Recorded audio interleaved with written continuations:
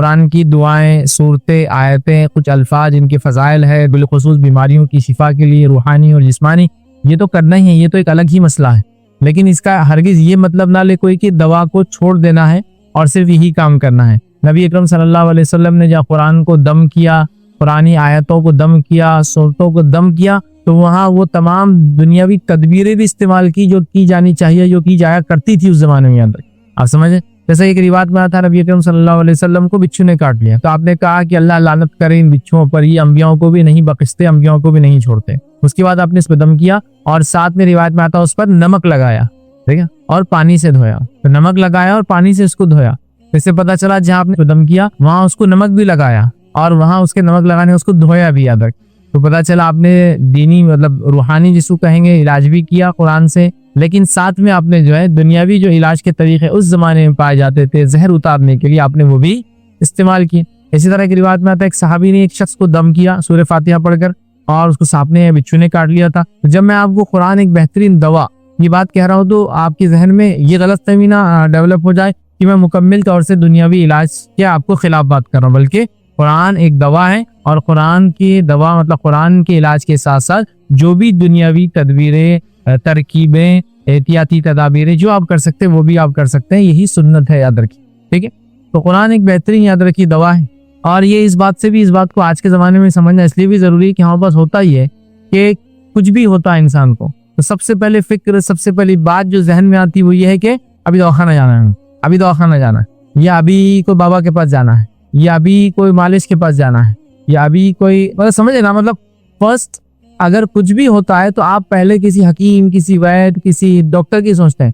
लेकिन मैं ये कह रहा हूँ कि आप क्या कीजिए, जैसी ऐसा कोई मसला हो सबसे पहले कुरान को दम करना, कुरान को पढ़ना, अल्लाह में पनाह मांगना, वो दुआएं या वो सूरतें जिनकी ये फायदे बताए कि वो करना, और फिर साथ में दुनियावी तमाम तदबीरें भी इख्तियार करना। आप समझ रहे, जैसा कोई हंगामी सूरत होती है वहाँ पर क्या होता है, लोग चीखते हैं, चिल्लाते हैं। अब हंगामी सूरत एक्सीडेंट की शक्ल में हो सकती है, हंगामी सूरत कोई चीज कोलैप्स हो गई तो हो सकती है, हंगामी सूरत आग गिर गई हो सकती है, हंगामी सूरत लोगों को कुछ हो गया हो सकती है, हंगामी सूरत समझ रहे किसी को जहर का असर हो सकती है। तो आप सबसे पहले क्या करेंगे, अल्लाह का जिक्र करेंगे और उसके बाद तमाम तदबीरें, जाकर एक्सीडेंट वालों को उठाना, हाँ समझ रहा, उनको दवाखाने पहुंचाना, उनको दिलासा देना, उन पर सूरतें पढ़ के दम करना, जो कुछ ये सब चीजें आप कर सकते हैं। लेकिन हमारे पास क्या होता है, लोग चीखते हैं, चिल्लाते हैं, बाप को याद करते हैं, माँ को याद करते हैं और पता नहीं क्या क्या अल्फाजा करते हैं। तो मेरा बोलने का मकसद ये है कि पहले आप क्या कीजिए, जो तरीका बताया गया सुन्नत से उसको शुरू कीजिए और उसके बाद तमाम चीजें करना है, जो भी तदबीर है वो करना, उससे इस्लाम नहीं रुकता। लेकिन हमारे पास शुरुआत कैसे होती, किसी बड़े एक्सीडेंट को देख लिया आपने, किसी कोई हंगामी सूरत को देख लिया तो अरे बाप रे, आप समझ रहे, या अगर औरत होंगी तो अम्मा गे, समझ रहे, अब ये सब चीजें होती, या बल्ले रे, क्या मीनिंग होते नहीं मालूम। लेकिन वहीं अगर अल्लाह अकबर कहकर तमाम तदबीरें फिर कर आप दौड़ रहे हैं, भाग रहे हैं, लोगों को उठा रहे हैं, बीमारों को ले जा रहे हैं, एक्सीडेंट हो तो उनको निकाल रहे हैं, गाड़ियों को अलग कर रहे हैं, हंगामी सूरत को घर गिर गया, हाँ कोई चीज कुछ भी हो गया, लोग परेशान हो गए, बिजलियां चमकना शुरू हो गई, बादल आ गए, जबरदस्त तूफानी माहौल बन गया, सूरह फलक से नाच पढ़ के दम कर लिया। हम लोग ये सब बाद में करते हैं। मतलब शुरुआत कैसी होती है कि चलो भागो अब इसके नीचे, किसके नीचे पनाह, मतलब कोई घर के अंदर भागो, किसी जगह में जाके छुपो, हाँ करना है, वो भी तदबीर है। लेकिन स्टार्ट क्या करते हैं हम लोग, दुनियावी तमाम चीजों को इख्तियार करने की कोशिश करते हैं, बिल आखिर फिर उस तरफ जाया जाता है जहां से शुरुआत होकर फिर उस तरफ भी जा सकते थे हम।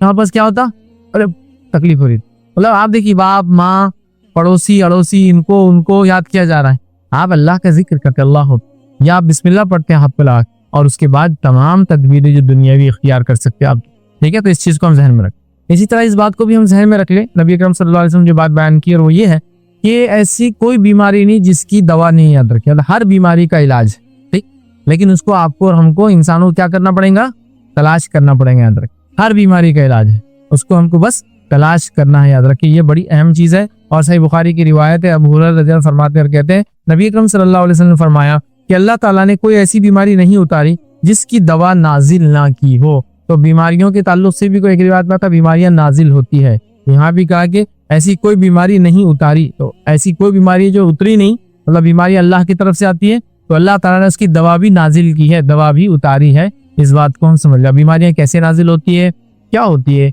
ये तमाम चीजें गायब की है और गायब की बातों को मैं समझा नहीं सकता हूँ आपको, बस आप उस पर हमको ईमान लाना होता है। अल्लाह ने उतारा मतलब उतारा। और रिवायत में अल्फाज इस तरह से आते हैं, आप सल्लल्लाहु अलैहि वसल्लम फरमाते हैं साल में एक रात आती है जिसमें अल्लाह रब्बुल इज्जत बीमारियों को नाजिल करता है। ठीक, और फिर जो बीमारियां नाजिल होती है, एक रिवायत में आता है, वो घूमती है और खुले बर्तनों की तरफ जाती है। तो जो बर्तन खुला मिल जाता है दाखिल हो जाती है। जो मशकी पानी की थैली होती है जो जमाने वो खुली मिलती है उसमें दाखिल होती है। तो लिहाजा कहा जब तुम रात में सो तो खाने के बर्तनों को, मशकीसों को बांध के खाने के बर्तनों को ढक कर सो। अगर ढकने को पतीला या कोई सामान ना हो तो कम से कम कुछ ना से खड़ी चीज तो भी रख दो। मतलब पूरे बर्तन पे नहीं भी आई तो कम से कम समथिंग। अब आप बोलेंगे भाई बीमारी है तो वो तो जरासीम है, बैक्टीरिया है, वायरस है, यहाँ से घुस सकते, वहां से घुस सकते, ठीक है, वो सब चीजें ठीक है।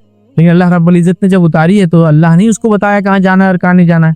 अल्लाह ने उसको रोका है। तो ये बता दिया गया उस बीमारी को कि उसमें दाखिल होना जो खुला बर्तन है, जो बंद ढका हुआ है या कम से कम ढका हुआ ना सही, कुछ ना कुछ खड़ा आड़ा रखा हुआ है, हाँ नहीं होना। तो रब्बुल इज्जत ने कह दिया, वो चीज हो जाती है। लेकिन लोग जब इन बातों को सुनते हैं तो बहुत हंसते हैं कभी कभार, खासतौर से हमारे नॉन मुस्लिम भाई और कभी हमारे मुस्लिम भाई भी जिनको उतनी समझ नहीं होती है दीन और इस्लाम की। तो बहरहाल वो हंसते हैं, लेकिन इस बात को समझने की जरूरत है।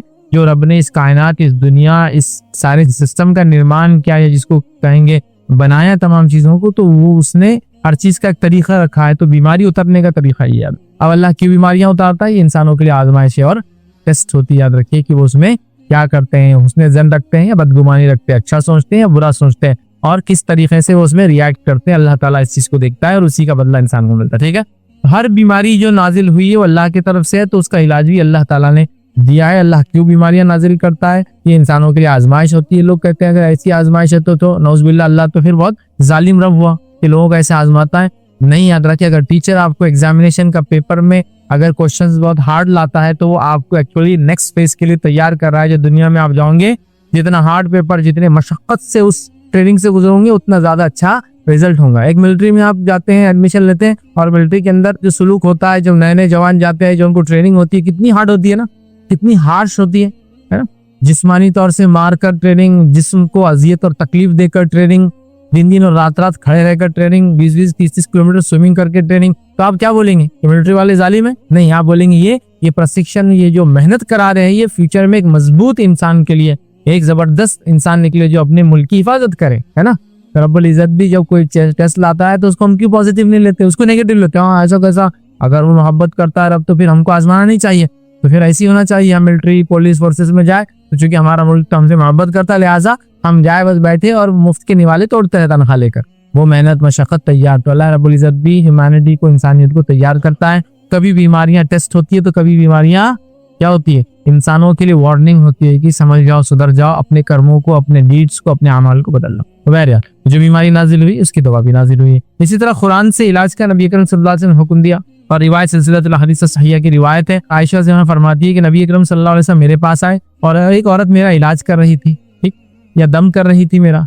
तो नबी अकरम सल्लल्लाहु अलैहि वसल्लम ने फरमाया अल्लाह की किताब से इलाज करो, ठीक, मतलब वो दम कर रही थी तो आपने कहा अल्लाह की किताब से इलाज करो, ठीक है। तो पता चला आप सल्लल्लाहु अलैहि वसल्लम ने खुद कहा कि वो दम कर रही थी या कोई इलाज की आपने कहा करो, लेकिन किससे करो, कुरान से इलाज करो, ठीक है। तो कुरान से इलाज करने का खुद नबी अकरम सल्लल्लाहु अलैहि वसल्लम ने हुक्म दिया। यकीनन इस दर्स में हम बहुत ज्यादा तफसील में नहीं जाएंगे, बस मुख्तसर मैं आपके सामने जो 3 नुकात की शक्ल में इधर से आपके सामने रखूंगा। पहला नुक्ता रखूंगा कुरान जो है किन बीमारियों के लिए शिफा है, हम वो देखेंगे। दूसरा नुक्ता हम देखिए कुरान की कौन सी सूरतें और कौन सी आयतें, बहुत मुख्तसरा उसमें शिफा बताई गई है। और तीसरा पॉइंट देखेंगे वो मुफीद चीजें जिनका जिक्र कुरान में हुआ है, ठीक। तो ये 3 पॉइंट की शक्ल में इंशाल्लाह आज का हम दर्स में आपके सामने रखूंगा। तो आइए सबसे पहले कुरान किन बीमारियों के लिए शिफा है, किन बीमारियों के लिए क्योर है, किन बीमारियों के लिए इलाज है। तो याद रखिए कुरान रूहानी और जिस्मानी दोनों किस्म की बीमारियों के लिए इलाज है। कुरान जिस्मानी और रूहानी, या रूहानी और जिस्मानी, जहनी या जिस्मानी, जो भी कई अल्फाज अदा होते हैं। फिजिकल डिसीजेस मतलब जो जिस्म पर होते हैं, और इसके बाद आप स्पिरिचुअल, मेंटल, जो भी बोले समझो, जो किसी चीज को छू नहीं सकते वैसी चीज, वो सारों का भी इलाज। तो स्पिरिचुअल डिसीजेस जो होते हैं जैसा चुगली, गीबत, कीना, बुग़्ज़, तकब्बुर, ये फिजिकल नहीं होते ना, ये अंदर होते, दिल के अंदर ही गंदी बीमारियां आती, झूठ, है, ये सब बीमारियां आती है। ये भी बीमारी है, इसका भी इलाज है। जिन, जादू, ये भी सब बीमारियां, इसका भी इलाज है। और वहीं जिस्मानी बीमारियों का भी याद रखिए, ये इलाज है, याद रखिए, ठीक है। इस चीज को समझना है। तो कुरान किन बीमारियों का है, शिफा है, जिस्मानी बीमारियों के लिए भी और रूहानी। तो आइए पहले जो है रूहानी बीमारियां या मेंटल डिसीज या स्पिरिचुअल आप बोलिए, जो इंसान में कम वो कुरान उसके लिए इलाज है। उसके लिए अल्लाह रब्बुल इज्जत सूरह यूनुस सूरह नंबर 10 आयत नंबर 57 में अल्लाह फरमाता और कहता है, या अय्युहन्नास क़द जाअतकुम मौइज़तुम मिर रब्बिकुम व शिफ़ाउन लिमा फ़िस सुदूरि व हुदन व रहमतुल लिल मोमिनीन। अल्लाह फरमाता और कहता है, ऐ लोगों, तुम्हारे पास तुम्हारे रब की तरफ से ऐसी चीज आई है जो नसीहत है, और दिलों में जो रोग है इनके लिए शिफा है। जो दिल में रोग हो जाते हैं ना, उसके लिए शिफा है, और रहनुमाई करने वाली और ईमान वालों के लिए रहमत है।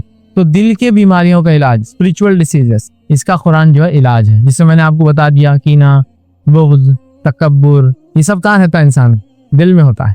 हसद, इसका मरकज कहाँ है? दिल ही है। इंसान के दिल में बात आती है, इंसान करता है। ये अलग बात है साइंसी एतबार से, दिल सोचता समझता है या इस तरह से होता है, अभी हम साबित नहीं कर सकते। लेकिन साइंस को अगर हम जाने दें तो एक लॉजिकल मैं बात करूं, एक मंतिकी अगर बात करूं, तो दिल भी सोचता है, दिमाग भी सोचता है। उसकी मैं दोनों की सोचने की दलील आपको अभी एक मिसाल से देता हूँ कि एक इंसान दुकान पे गया और कोई चीज खरीदना चाहता है और उसको वो चीज पसंद आ गई। मिसाल के तौर पर आज के जमाने में ले लीजिए, आप एक मॉल में गए और आप एक सुपर स्टोर के सामने जा रहे थे और वहाँ जो है मोबाइल है, जो एप्पल का जो आईफोन 12 एक्स प्रो, पता नहीं ये वो जो भी मॉडल है, बहरहाल वो सामने रखा हुआ, तो दिल एकदम आपका उस पर आ जाता है, दिल उस पर आ जाता है और आपका दिल चाहता है मोबाइल ले लूं। और ये दिल है, दिल की सोच ऐसी होती है। फौरन एक दूसरा ख्याल आता है और ये ख्याल दिमाग का होता है। जब दिल ये सोचता है कि यार ये चीज मैं ले लूं, हाँ, और उसकी चाहत होती है कि अब तो मुझे लेना है, फौरन एक नॉक नॉक होती है दिल में और दिमाग बोलता है, बेटे रेट का लेबल देख लो। आप समझ रहे? मतलब उसकी कॉस्ट देख लो। तो आदमी कॉस्ट देखता रहे, 1,40,000 का, जान दो बाद में देखेंगे। तो आप देखिए, दो ख्यालात बैक वक्त आपके जहन में आ रहे हैं। तो एक का ताल्लुक दिल से है और दूसरे का ताल्लुक दिमाग से होता है। दिमाग एकदम रैशनल जाता है और दिल बस आ गया तो आ गया। मिसाल है, गधे पर भी दिल आ गया तो आ गया, अब क्या करेंगे। लेकिन दिमाग वैसा नहीं होता है। आप समझ रहे? ये सोच एकदम वाजे है, पर हर चीज में ऐसी होगा, हर चीज के अंदर ऐसी है। ऐसी दिमाग, आप दिल और दिमाग की सोच एक वक्त में अपने अंदर देख सकते हैं। एक रैशनल जाती है और एक बिल्कुल इलॉजिकल। नहीं भाई, अपने को तो सब ये करना ही है। तो मिसाल के किसी कोई लड़की पसंद आ गई, मुझे को इससे शादी करना है, ये तो दिल की कैफियत है। दिमाग का बोलता बेटा उसके मामू चाचा भाइयों को देखी, सीधे हो जाओ। एक ही वक्त में दो ख्याल चलते हैं। ये चीज एकदम बिल्कुल कॉमन है। तो साइंटिफिक बेसिस नहीं है, पर दिल कैसा सोचता है, कहाँ स्टोर करता है, कहाँ प्रोसेस करता है, वो अल्लाह वालम।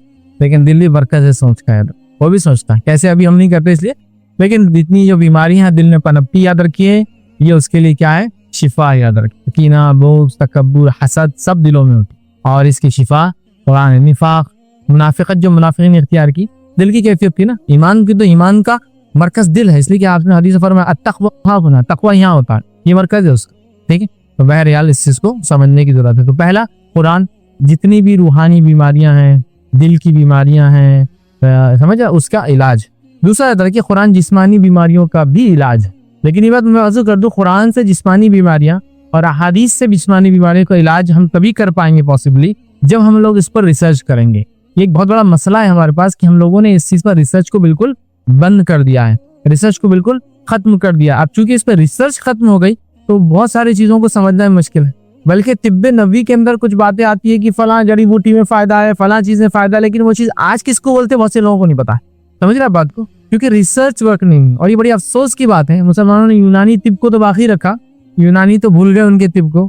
यूनानी मेडिसिन देखिए आप पूरी उर्दू में और दुनिया में, मुसलमानों ने इसको बाकी रखा। अरबी में मिलेंगी, उर्दू में मिलेंगी आपको पूरी, मतलब यूनानी तिब, समझ रहे ना आप? यूनान की जो मेडिसिन है वो तो बाकी रहेगी। तिब्बे नबी का है बताइए आप? तिब्बे नबी का वही नुस्खा मिलेगा जो 750 साल पहले लिखा हुआ है। उसमें जो बातें बताएगी वो चीजें किसको बोलते हैं आज किसको भी नहीं पता है। हाँ, इससे मुराद शायद ये होगा, उससे मुराद शायद, तो इस पर रिसर्च वर्क की जरूरत। जैसे हदीस में आता है, काले बीज में मौत के अलावा तमाम चीजों की शिफा है। काला बीज से मुराद कलौंजी जो हम खाते हैं, तो मौत के अलावा तमाम चीजों की शिफा, ठीक है। लेकिन इस पे एक रिसर्च वर्क की जरूरत है कि कैसे, किसके साथ मिलता है तो किस चीज में शिफा देता है, किसके साथ मिलता है तो क्या करता है, ऑयल फॉर्म में कैसी शिफा है, ड्राई खाए तो क्या होता है, वेट खाए तो क्या होता है, फला दवा से मिलकर क्या असर करता है, ये करे तो क्या होता है, छिलका निकाल के खाने का ये असर है, अंदर का तो रिसर्च लगती है भाई। अगर मैं आपसे कहूँ तो मिट्टी के अंदर तमाम मादे दुनिया में जो पाए जाते हैं वो मिलते हैं। बस ऐसी मिट्टी उठाएंगे तो आपको लोहा, तांबा, सोना, चांदी मिल जाएंगे क्या? उसके मुख्तलिफ मिट्टी की अक़साम है, वहां जाके मुख्तलिफ किस्म से आपको गहराई में जाना पड़ेगा, फिर मुख्तलिफ किस्म की टेम्परेचर पे पिघलाना पड़ेगा, फिर मुख्तलिफ किस्म की धातें अलग अलग होती जाएंगी, प्रोसेस है पूरा। तो ये बड़ी अफसोस की बात है, ये सब चीजें। तो कुरान भी जिस्मानी शिफा है, अल्लाह रब्बुल इज्जत देखिए क्या फरमाता है कुरान के अंदर, सूरह बनी इसराइल सूरह नंबर 17 आयत नंबर 82 में अल्लाह फरमाता है, कहता है 82 में, वनुनज़्ज़िलु मिनल कुरआनि मा हुवा शिफ़ाउन व रहमतुल लिल मुमिनीन व ला यज़ीदुज़ ज़ालिमीन इल्ला खसारा। अल्लाह फरमाता है ये कुरान जो हमने नाजिल किया है मोमिनों के लिए तो सरासर शिफा है, ठीक है। हाँ, जालिमों को बजुज नुकसान के और कोई ज्यादती नहीं होती, मतलब जालिमों को तो खसारा है ये कुरान जो इसको ईमान नहीं लाते, लेकिन ईमान वालों के लिए इसमें शिफा है। वनुनज़्ज़िलु मिनल कुरआन, कुरान में लफ्ज शिफा है। तो इससे उलमा लिखते हैं पूरा कुरान तो रूहानी शिफा है, लेकिन कुरान में बहुत सारी चीजें जिस्मानी शिफा भी है, फिजिकल डिसीजेस का भी क्योर है, समझ रहा। तो लिहाजा इस पे एक रिसर्च वर्क की जरूरत है। तो वो लोग जो मेडिकल फील्ड में है, मेडिकल साइंस में है, तिब के अंदर है, हकीम खास तौर से जो किस्म के लोग होते हैं, मैं उनसे अपील करूंगा वो क्या करे, इस पर रिसर्च करें और फिर कुरान जो जो चीजें बताता है उसके कैसे कैसे ह्यूमैनिटी को, इंसानियत को फायदे हो सकते हैं, उसको निकाल के इंसानियत तक इन बातों को पहुंचाए। और कुरान में जो अल्लाह ने कहा उसमें शिफा है, वो शिफा लोगों को पता चले किस तरह से। चलिए आगे बढ़ते हैं। इसी तरह दूसरा जो नुक्ता आज हम देखेंगे वो ये कुरान के किस हिस्से में, किस सूरत में, ये बात कौन सी आयतें हैं या कौन सी बातें हदीस में बताई गई इस ताल्लुक से कुछ कि कुरान की फुला चीज में फायदा है, वो इंशाअल्लाह आपके सामने रखेंगे। तो कुरान के किन सूरतों में या किन आयतों के अंदर शिफा के ताल्लुक से बताया गया है, और बहुत चंद देखेंगे क्योंकि वैसे तो मैंने एक पूरा इस पे लेक्चर रखा हूँ, आप अगर देखने जाए तो देख सकते हैं। कुरान के सूरतों के फजाइल, फिर एक लेक्चर है मेरा कुरान की आयतें और अल्फाज के फजाइल, तो इसमें तो मैं बहुत डिटेल में गया हूँ। यहाँ बस शॉर्ट में, ताकि कुरान एक बेहतरीन दवा हम ले रहे हैं तो कैसे दवा है, कुछ चीदा चीदा जिसको बोलते हैं, चुनिंदा चुनिंदा कुछ कुछ बातें आपके सामने रखूंगा। तो आइए पहला सूरह फातिहा, कुरान की पहली सूरत हम देखते हैं, इसी के फजाइल देखते हैं कितने फजाइल, इससे अंदाज होगा कुरान की सूरतों के, बाज आयतों के, बाज अल्फाज के कितने फजाइल है, खास तौर से बीमारी के मामले में याद रखें, ठीक है। तो सूरह फातिहा के ताल्लुक से हम जानते हैं दो वाक़यात हैं, तसर रखता हूँ क्योंकि वाक़े लंबे लंबे, टाइम इतना नहीं। पहला वाक़या सही बुखारी का है, हम सब जानते हैं, अबू सईद खुदरी रज़ियल्लाहु अन्हु फरमाते हैं कि नबी अकरम सल्लल्लाहु अलैहि वसल्लम ने चंद सहाबा को अरब के एक कबीले पर से गुजर हुआ। अब कबीले वालों ने इनकी ज़ियाफत नहीं की, याद रखी, और उनको कुछ खिलाया पिलाया नहीं और लौटा दिया कबीले से। मैं सिर्फ मफहूम रख रहा हूँ एक सरसरी। उसके बाद हुआ ये कि वो जो सहाबा थे वो कबीले से निकलकर एक दूसरी जगह चले गए और वहां जाके वो रुक गए। फिर वो कबीले के सरदार की एक लौंडी दौड़ी दौड़ी और कहा कि हमारे सरदार को बिच्छू ने काट लिया है, तो बहरहाल हम किस तरह से उसका इलाज करें, ठीक। तो बिच्छू ने काट लिया है और एक साहबी उठे, कहा कि मैं इसका इलाज जानता हूँ, इंशाअल्लाह मैं इसका इलाज करूंगा। और वो आगे गए, उन्होंने सूरह फातिहा को पढ़ करके उन पे दम किया और दम करके उसको फायदा हुआ। लेकिन उन्होंने कंडीशन लगा दी थी कि मुझे 30 बकरियां चाहिए, चूंकि 30 सहावत है, 30 बकरियां आपको देनी होंगी इसके एवज, इसलिए कि पहले तो आपने जियाफत भी नहीं हमारी की, निकाल दिया हमको बस्ती से, 30 बकरियां देनी होंगी, ठीक है। और उन्होंने उन पे दम किया और वो अच्छी हो गई। उसके बाद जो है दूसरे साहबा ने कहा कि ये बकरियां तो हम नहीं लेने वाले जब तक के नबी अकरम सल्लल्लाहु अलैहि वसल्लम से इसके ताल्लुक से मसले का दरियाफ्त ना कर ले। फिर नबी अकरम सल्लल्लाहु अलैहि वसल्लम के पास गए और ये मसला जब आपसे पूछा गया तो आप मुस्कुराए और फरमा के कहा तुम्हें कैसे मालूम हुआ कि सूरह फातिहा रुकिया है, और फिर कहा इन बकरियों में मेरा भी एक हिस्सा रख दो, ठीक है। एक लंबे वाक़े का बहुत शॉर्ट समराइज वर्जन मैंने आपके साथ। इससे पता चला उन्होंने सूरह फातिहा पढ़ी, बिच्छू के कांटे का इलाज हुआ, और उसके बाद उन्होंने, चूंकि उन्होंने ज़ियाफत नहीं की थी, उन्होंने कंडीशन रख दी कि मुझे कुछ देना पड़ेगा। 30 बकरियां डिमांड की, वो 30 लोग थे शायद। जब नबी अकरम सल्लल्लाहु अलैहि वसल्लम को पता चला, जब क्योंकि साहबा ने कहा हम तो बकरियां नहीं लेंगे क्योंकि तुमने कुरान पढ़ा, पैसे ले रहे हो उसके बदले, तो आप सल्लल्लाहु अलैहि वसल्लम से सवाल किया गया, आपने जवाब दिया कि मेरा भी हिस्सा रखो, मतलब हाँ ये जायज़ है इस तरह से, अगर कोई इलाज कर ले और उसके बदले कुछ ले ले तो यहाँ ये वाक़े ने बता दिया सूरह फातिहा शिफा है, ठीक। आइए दूसरा वाक़ा सुनते हैं। और यहाँ स्पिरिचुअल क्योर भी था और ये फिजिकल डिसीज था ना, बिच्छू ने काटा था और इलाज किया गया, याद रखिए। दूसरा वाक़या हम लेते हैं, कुरान किस तरह से बेहतरीन दवा है, उसके लिए जो अबू दाऊद की रिवायत है। रिवायत इस तरह से, एक सहाबी फरमाते हैं, लंबा वाक़या ये भी, मैं उसका बस समराइज्ड एक वर्जन रख रहा हूँ। एक सहाबी फरमाते हैं कि उन लोगों के कबीले पे से गुजर हुआ, जब उस कबीले पे से गुजर हुआ तो वहाँ एक इंसान को लाया गया और वो इंसान को लाकर बताया गया कि ये इंसान जो है पागल है, और इतना पागल था कि उसको बेड़ियों में, जंजीरें वगैरह में जो भी तरीका था बांधने का, उसको जकड़ दिया गया था। और उस शख्स के लाया गया और कहा गया कि अगर इस पर कोई दम कर दे, इसका कोई इलाज कर दे तो बेहतर हो जाएगा। फिर एक साहबी कहते हैं कि मैं 3 दिन तक वहां रुका रहा और 3 दिन तक उस पर सूरह फातिहा का दम करता रहा, और 3 दिन तक सूरह फातिहा का दम करने का उस शख्स को फायदा ये हुआ कि वो सही और सालिम हो गया, हशाश और बशाश हो गया। मतलब वो पहले ही पागल था और सूरह फातिहा के 3 दिन दम करने का नतीजा ये हुआ कि वो इंसान अच्छा हो गया, ठीक है। और उसके बाद जो है उन लोगों ने उस सहाबी को उसकी उजरत भी दी। उजरत समझते हैं आप, किसी काम करने की एवज कुछ कॉस्ट अमाउंट देना, तो उन्होंने उजरत भी दी, याद रखें। फिर नबी अकरम सल्लल्लाहु अलैहि वसल्लम से उस उजरत के ताल्लुक से सवाल किया गया कि अब ये उजरत तो उसने दे दी, इलाज के बदले मैंने सूरह फातिहा पढ़ा, तब इस उजरत का, इस अमाउंट का मैं क्या करूं। तो नबी अकरम सल्लल्लाहु अलैहि वसल्लम जब पूछा गया तो आपने फरमाया खाओ, कसम मुझे उम्र देने वाले की और कसम ज़ात की इसके हाथ में मेरी जिंदगी उम्र दी मुझे, लोग तो झूठा दम करके खाते हैं और तूने तो जायज दम किया है।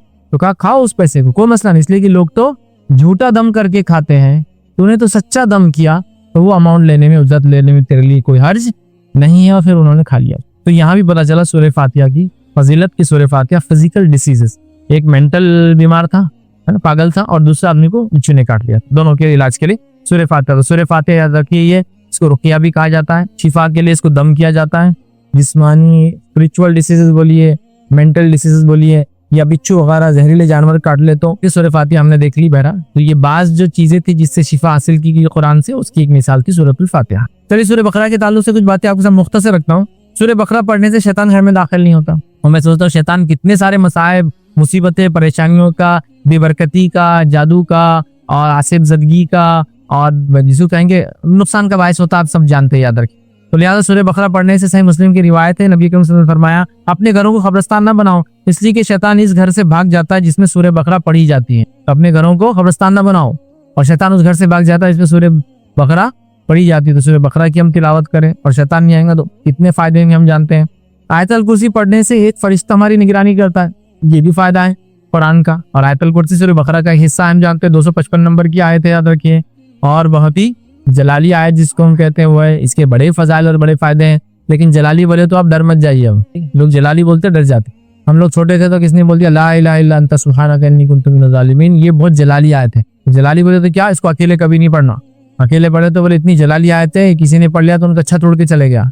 तो ऐसी सब बातें सुने थे, इतना डरते थे कि वो ये दुआ अगर, जबकि बहुत कॉमन दुआ है, हर तकलीफ और हर दुख से नजात का तरीका है, और ये तरीका अल्लाह रब्बुल इज्जत ने अपने नबी यूनुस अलैहिस्सलाम को बताया। लेकिन वो जलाली बोले तो उस सेंस में ले ली कि वो पढ़ना नहीं, अकेले पढ़े तो टीन उड़ जाते थे, किसी की छत उड़ गई, और ऐसे वाक़या सुन लिए तो मर गया पढ़ते इसको आयत को, तो मतलब उल्टा हमको बता दिया गया था। ये बात बिल्कुल कॉमन है। कुरान से दूरी के लिए कई ऐसे मसाइल हमारे पास है। आपने सुना है हाफिज कुरान बच्चों को नहीं बनाना, पागल हो जाते बच्चे। वहाँ से गाँव में लोग हाफिज कुरान सिर्फ बच्चों को इसलिए नहीं बनाते कि वहाँ वो है कि बोले बच्चे पागल हो जाते हैं हाफिज कुरान। बहुत सी जगह औरतें सिर्फ कुरान इसलिए नहीं पढ़ती कि बोले कुरान पढ़ने से जिन उन पर हावी हो जाता है। मैं आपको दावे से बोल रहा हूँ, कई इलाकों में औरतें कुरान नहीं पढ़ती सिर्फ इसलिए कि जिन लपट जाता बोले कुरान पढ़ो, है ना। नमाज बगैर जा नमाज की होती नहीं, कुरान बगैर रियाल के पढ़ा नहीं जा सकता, ये चीज चाहिए, वो चीज चाहिए, ऐसा घर चाहिए, ऐसी जमीन चाहिए, ऐसी जगह चाहिए, इतने कंडीशन की ना कुरान को पढ़ता है ना नमाज को पढ़ता है ना इन पे चलना बोले तो एक मुहाल है। मतलब इतनी लाइल्मी की एक साहब एक घर में मेरा जाना हुआ, वो कहने लगे हम बहुत दिनों से नमाज नहीं पढ़े। तो क्यों नमाज नहीं पढ़े, आप तो बहुत नमाजी रेगुलर पढ़ते थे। नहीं बोले वो जानमाज धुली भी नहीं। जानमाज से नमाज से क्या ताल्लुक है यार, कहीं भी पढ़ लो, मिट्टी पे पढ़ लो, जमीन पे पढ़ लो, पत्थर पे पढ़ लो, स्लैब पे पढ़ लो, साफ जगह है तो पढ़ लो कहीं भी। तो नहीं बोले वो जानमाज धुली नहीं। मैंने कहा जानमाज धो लो, पानी नहीं प्रॉब्लम वो धोने का नहीं, बोले वो जानमाज का पानी नाली में नहीं जा सकता ना, तभी वो घड़ा खोद के डालने को जरा मुश्किल हो रही। जब वो घड़ा खोदेंगे फिर उसको धोएंगे, उसका पानी लेंगे फिर डालेंगे कहाँ, समझे आप। तो शैतान ने क्या किया, इतनी मसाइल पैदा कर दिया और इतना दूर कर दिया हमको। तो बहरहाल मैं तो छोटी छोटी मिसालें दे रहा हूँ, ऐसी सैकड़ों लातादाद मिसालें आपको अपनी जिंदगी अतराफ में अकनाफ में देख सकते हैं। बहरहाल आगे बढ़ते हैं। आयतल कुर्सी पढ़ने से एक फरिश्ता हमारी हिफाजत करता है, बड़ा मशहूर वाक़या है, बुखारी की रिवायत है, तवील रिवायत है, मफहूम ही रखना चाहिए, बहुत लंबे लंबे अल्फाज हैं हदीस के, बड़ी लंबी लंबी रिवायत है। एक सहाबी थे अबू हुरैरा रज़ी अल्लाह अन्हु, वो खजूर की हिफाजत पे रखे गए थे, सदक़ात खैरात के ज़कात के खजूर थे। एक शख्स आके चुराने लगा, आपने इसको पकड़ लिया और कहा कि अब मैं तुझे पेश करूंगा, तूने चोरी की। उसने कहा कि माफी चाहता हूँ, 20 बच्चे भूखे थे, मजबूरी मैंने किया, आइंदा मैं नहीं आऊंगा, ये बोला उसने, चले गया। अबू हुरैरा रज़ी अल्लाह अन्हु नबी अकरम सल्लल्लाहु अलैहि वसल्लम के पास फजर में गए। फजर में जाने के बाद बोले रात में ऐसा वाक़या हो, तो आपने कहा कि वो कल फिर आएगा। जब आप सल्लल्लाहु अलैहि वसल्लम कह दिया कल फिर आएगा तो ये तो मुस्तैद हो गया, आप तो आना ही से, फिर आ गया वो। फिर उसको पकड़ लिया, कहा अब तो आज गया, आज सजा मिलेगी चुराने की। फिर उसने कहा मेरे 20 बच्चे भूखे थे, मजबूर था, तब नहीं आऊंगा। फिर नबी अकरम सल्लल्लाहु अलैहि वसल्लम पूछा क्या हुआ, तो कहा उसने कहा कल नहीं आएंगे, तो कहा कल फिर आएगा। कल फिर जब तीसरे दिन पकड़ा तो कहा अब तो श्योर हो गया, आप 2 बार माफी मिल चुकी ऑलरेडी। उसने कहा ठीक है मैं अब नहीं आऊंगा, मैं तुमको एक चीज बताता हूँ, अगर ये तरीका इख्तियार करोगे तो एक फरिश्ता तुम्हारी रात भर हिफाजत करता है। उसने कहा फिर कि तुम आयतल कुर्सी पढ़ लिया करो सोने से पहले, तो एक फरिश्ता हिफाजत करता है। ये कहने से अबू हुरैरा ने उसको छोड़ दिया। जब फजर में मिले नबी अकरम सल्लल्लाहु अलैहि वसल्लम से, आप सल्लल्लाहु अलैहि वसल्लम ने पूछा क्या हुआ तुम्हारे खैदी का, तो फिर आया था, लेकिन उसने कहा कि तुम आयतल कुर्सी पढ़ लिया करो, एक फरिश्ता हिफाजत करता, तो मैंने छोड़ दिया। तो कहा तुम्हें पता है वो कौन था, तो कहा नहीं। तो कहा वो शैतान था, लेकिन जो बात उसने कही वो सच है, आयतल कुर्सी पढ़ने की फजीलत। समझिए बात को। तो लिहाजा आप देख रहे हैं आयतल कुर्सी पढ़ने का फायदा। इसी तरह जो सूरह बकरा की 2 आयतें हर चीज के लिए काफी हो जाए, ये भी कुरान से दवा की एक मिसाल है। जैसा कि सही मुस्लिम की रिवायत है, नबी अकरम सल्लल्लाहु अलैहि वसल्लम फरमाया सूरह बकरा की आखिरी 2 आयतें जो रात को पढ़े इसे काफी हो जाती है। काफी से मुराद ये मर जाए तो मगफिरत के लिए काफी, काफी से मुराद सो जाए तो हिफाजत के लिए काफी। समझ रहे आप? काफी से मुराद ये कि अगर सोकर उठ जाए तो सुबह उसके ईमान और ईमान तरोताजा और ईमान में बाकी रहने के लिए काफी हो जाती है। बड़ी फजीलत है। और ये दो आयतें हैं जो नबी अकरम सल्लल्लाहु अलैहि वसल्लम को अल्लाह रब्बुल इज्जत ने बुलाकर जो मेराज में तोहफा दिया, उसमें से एक तोहफा था। मेराज में जो तोहफे मिले, नमाज तो मिला ही, साथ में ये दो आयतें मिली।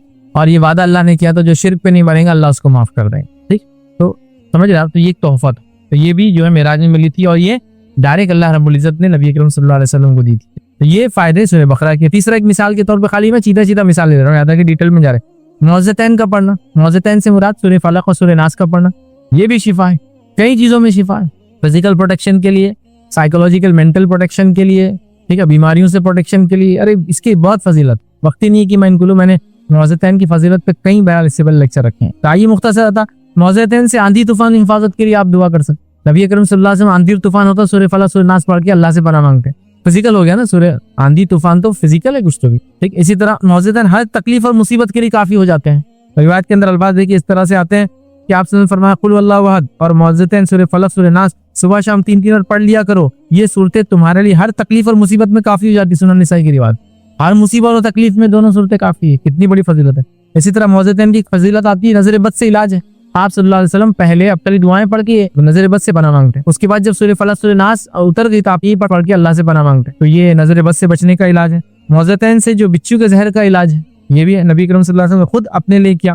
और रिवायत के अल्फाज देखिए इस तरह से आते ही, अली रज़ी अल्लाह फरमाते हैं कि नबी अकरम सल्लल्लाहु अलैहि वसल्लम को बिच्छू ने डंक मार लिया, इस हालत में कि आप नमाज पढ़ रहे थे। आपने कहा कि अल्लाह लानत करे बिच्छुओं पर, ये तो अंबियाओं को भी नहीं बख्शते। फिर आपने उस बिच्छू को मार दिया। फिर आपने पानी और नमक मंगवाया और कुल या अय्युहल काफिरून, कुल औज़ु बिरब्बिल फलक और कुल औज़ु बिरब्बिन नास पढ़ते रहे और उस पर दम करते रहे। तो पानी और नमक मंगवाया, पानी नमक से जख्म को धोया और ये तीनों सूरतें पढ़कर अपने ऊपर आप दम करते रहे। तो इससे भी सूरतों की फजीलत पता चली। इसी तरह और भी जो फजीलतें आती है उसमें से कुछ फजीलतें ये, हर तकलीफ और मुसीबत में यूनुस अलैहिस्सलातु वस्सलाम की दुआ। और इस ताल्लुक से मुस्तदरक हाकिम की रिवायत है, आप सल्लल्लाहु अलैहि वसल्लम क्या फरमाया सुनिए। आपने फरमाया, क्या मैं तुम्हें ऐसी चीज की खबर ना दूं कि अगर किसी दुनिया की आजमाइश में मुब्तला हो और वो दुआ मांग ले अल्लाह से तो अल्लाह उसकी आजमाइश को खत्म कर देता। किसी मुसीबत में तुम मुब्तला हो और मैं तुम्हें एक दुआ बताता हूँ, अगर वो मांग लो तुम बच जाओगे उस मुसीबत से। अर्ज किया गया कि जी बताइए, तो आपने फरमाया यूनुस अलैहिस्सलाम की दुआ। और यूनुस अलैहिस्सलाम की दुआ क्या है? ला इलाहा इल्ला अंता सुब्हानका इन्नी कुन्तु मिनज़ ज़ालिमीन। इसको भी लोग बड़ी जलाली आयत, कमाली आयत और ये बोलते हैं। हाँ, वाकई में ये आयत बहुत अहमियत की हामिल है। हर ताइब तौबा करने वाला इसको पढ़े, हर मुसीबत ज़दा आदमी इसको पढ़े, हर समंदरी तकलीफ में आदमी इसको पढ़े, हर ऐसी तकलीफ में जिसमें आदमी दब जाता है, फंस जाता है, उसमें पढ़े। जैसा माइंस में कोई फंस गया, यूनुस अलैहिस्सलाम भी मछली के पेट में फंसे रहते हैं। समंदर में पनडुब्बी में कोई अंदर गया और वो चलना बंद हो गई, उसी कैफियत है ना समंदर में, पानी में। और कोई ऐसे तो सबके लिए, लेकिन हर दुख तकलीफ से निकलने का तरीका, हर मुसीबत और आजमाइश को खत्म करने का तरीका यूनुस की दुआ, और वो ये थी, ठीक है, जो कि बड़ी मशहूर दुआ है, सूरह अंबिया की आयत नंबर 87, ये याद रखें। चलिए आगे बढ़ते हैं। डर और खौफ से नजात के लिए हस्बुनल्लाह पढ़ना, जो कि कुरान की आयत का एक, जिसको हम कहेंगे सूरह आल इमरान की आयत नंबर 173 का एक पार्ट है, याद रखें, हस्बुनल्लाह, ठीक है, व निअमल वकील। इसके ताल्लुक से आता है कि इब्राहिम अलैहिस्सलाम ने कहा था, इब्न अब्बास रज़ी अल्लाह अन्हु फरमाते हैं, ये कलमा हस्बुनल्लाह व निअमल वकील इब्राहिम अलैहिस्सलाम ने कहा था इस वक्त जबकि आपको आग में डाल दिया गया था, और यही कलमा मोहम्मद सल्लल्लाहु अलैहि वसल्लम ने इस वक्त कहा था जब लोगों ने मुसलमानों को डराने के लिए कहा था कि लोगों यानी कुरैश ने तुम्हारे खिलाफ बड़ा सामान जंग जमा कर रखा है, इनसे डरो। लेकिन इस बात ने इन मुसलमानों को जोश और ईमान में बढ़ा दिया, और ये मुसलमान बोले कि हमारे लिए अल्लाह काफी है और यही बेहतरीन हमारे लिए कारसाज है, बेहतरीन हमारा काम बनाने वाला। हस्बुनल्लाहु व निअमल वकील। हर मुसीबत, लोग, दुश्मन का डर कोई आपको दिलाए, कुछ भी हो तो आप पढ़े, जैसा कि इब्राहिम अलैहिस्सलाम को उठाकर आग में डाला था, आपने पढ़ा था हस्बुनल्लाहु व निअमल वकील। तो ये पढ़ लेना चाहिए, ठीक। इसके अलावा अनगिनत और भी बातें हैं बहरहाल वक्त में, जैसे या ज़िल जलाली वल इकराम, जिस दुआ में शामिल कर दिया जाए दुआ अल्लाह रद्द नहीं करता, या ज़िल जलाली वल इकराम, ये भी कुरान की आयत का एक पार्ट है, ठीक है। तो कहीं है बहरहाल, इसके लिए अगर तफसील में आपको जाना है तो मेरा एक कंप्लीट 2 लेक्चर है, कुरानी सूरतों के फजाइल, और दूसरा लेक्चर है कुरानी आयतों की और अल्फाज के फजाइल। तो बहरहाल उसको आप देखें, उसमें मिलेंगे। तीसरा पॉइंट आज का हम देखेंगे चंद वो मुफीद चीजें जिनका कुरान में जिक्र आया है। वैसे तो कई हैं, सुन्नत में भी कई हैं, जो हम चूंकि कुरान से बात कर रहे हैं इसलिए चंद मुफीद चीजें जिनका जिक्र कुरान में आया है। पहली, शहद को हम देखेंगे। शहद का जिक्र कुरान में आया है और अल्लाह रब्बुल इज्जत ने शहद को क्या फरमाया और शहद के ताल्लुक से कहा, शहद जो है वो शिफाउन लिन्नास, लोगों के लिए शहद जो है शिफा है, याद रखिए। तो शिफा लिन्नास का लफ्ज अदा किया अल्लाह ने, और सूरह नहल सूरह नंबर 16 आयत नंबर 69 है, याद रखिए कि शहद लोगों के लिए शिफा है, याद रखिए। शहद का जिक्र और एक मशहूर वाकया भी है। सारी चीजें आज हम हदीसों को बड़ा शॉर्ट देखने से, मुस्लिम की रिवायत है। एक सहाबी आया और कहा मेरे भाई को जो है दस्त लग गए, ठीक, पेट उसका खराब है। तो आप सल्लल्लाहु अलैहि वसल्लम शहद खिला, फिर वो आए, कहा उससे और बढ़ गए, कहा और खिला, फिर आए, कहा और बढ़ गए, कहा और खिला, फिर आए और कहा और बढ़ गया और खिला। चौथे होता है और कहा कि और बढ़ गए, वो शहद खिलाने से कहा तेरे भाई का पेट झूठा है और अल्लाह की किताब सच्ची है। और वो कहते चौथी बार के बाद फिर उनके दस्त रुक गए, 4 बार खिलाया। समझ रहे बात?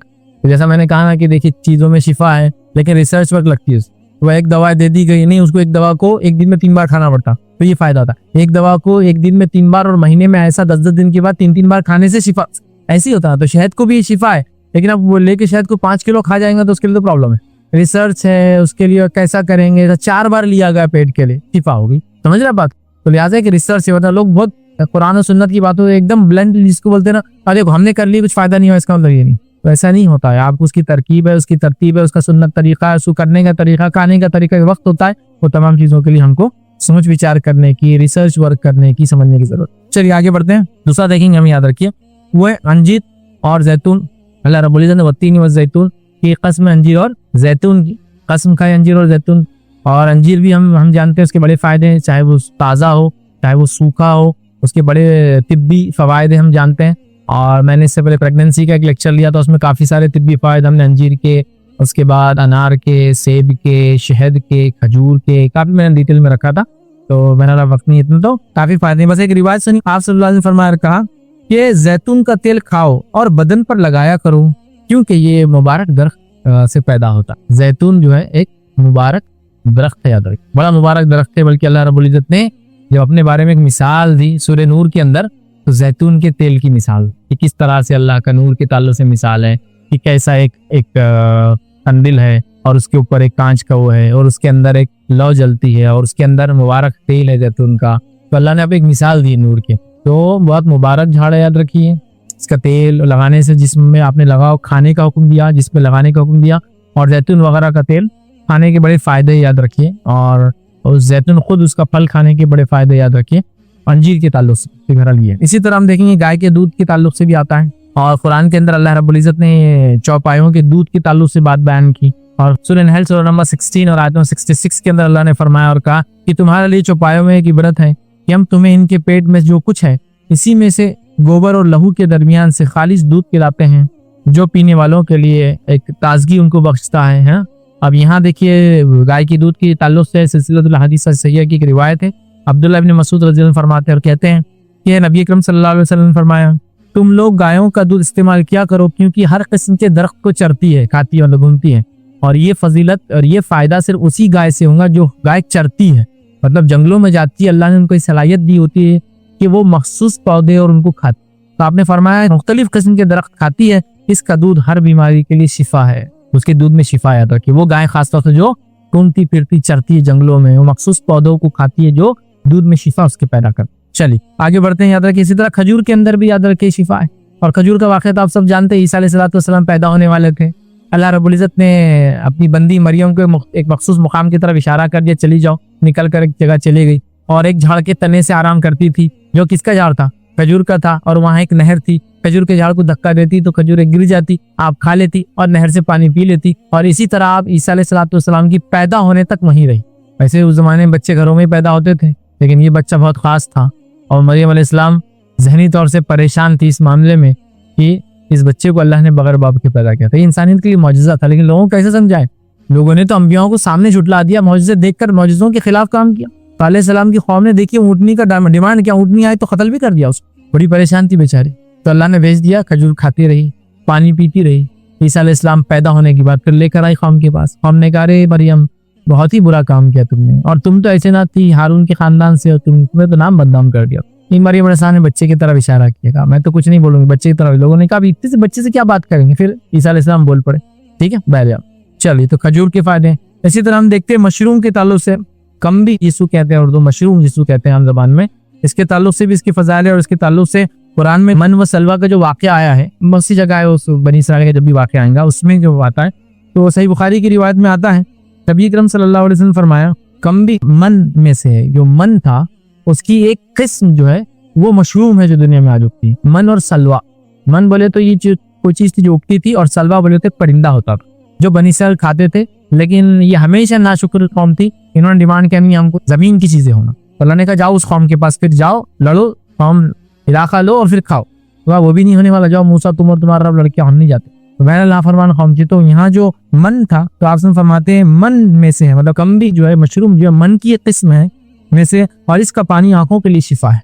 जब मैं बात बोल रहा हूँ, फिर मैंने शुरू में बोल दिया था रिसर्च वर्क की जरूरत है। तो बहरहाल इस हदीस के अंदर जो है मन के ताल्लुक से बयान किया गया कि उसके अंदर जो आंखों की बीमारी की शिफा है। लेकिन जैसा मैंने कहा था कि इस ताल्लुक से रिसर्च वर्क की बहरहाल जरूरत है, कैसा कौन सी क्या, तो उसको समझने की जरूरत है। तो ये चंद बहरहाल बातें थी 3 नुकात की शक्ल में कि कुरान एक बेहतरीन दवा।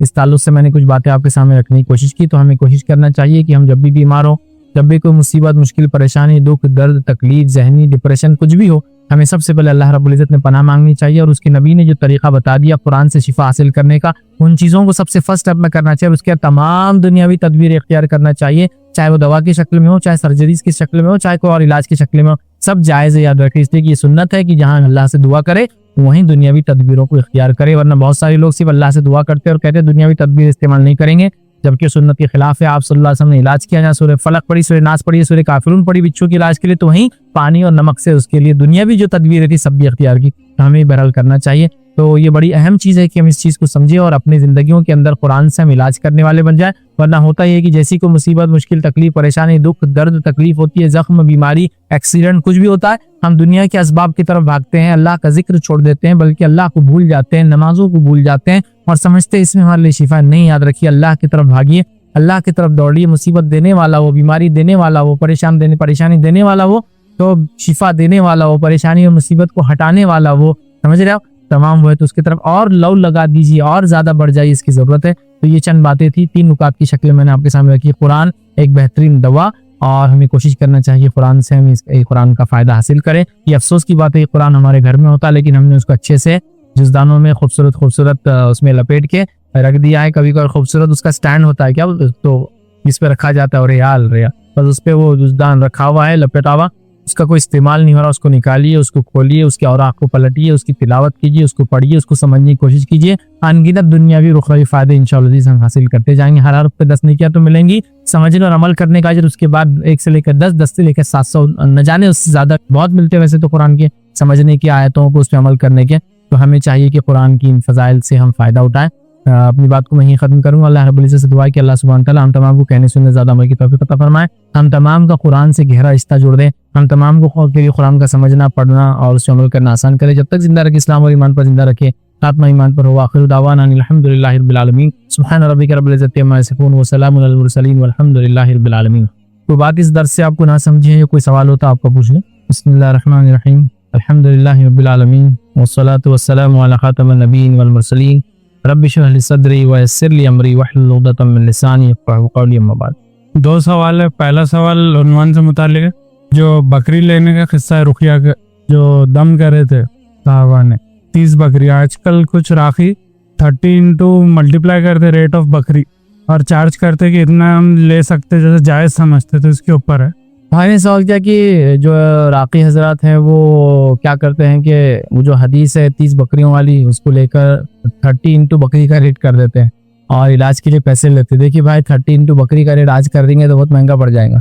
इलाज कराने वाला कोई भी नहीं है फिर, इसलिए कि बकरी, एक आम बकरी भी कितने हज़ार में आती होंगी, 3-4 हज़ार, 5 हज़ार में तो आराम से आ जाती है। अगर 5 हज़ार की बकरी को 30 से कर देंगे तो 1.5 लाख हो जा रहा हो, ठीक है, तो पॉसिबल नहीं आज की तरफ। और वो पूरे वाक़े को समझना पड़ेगा।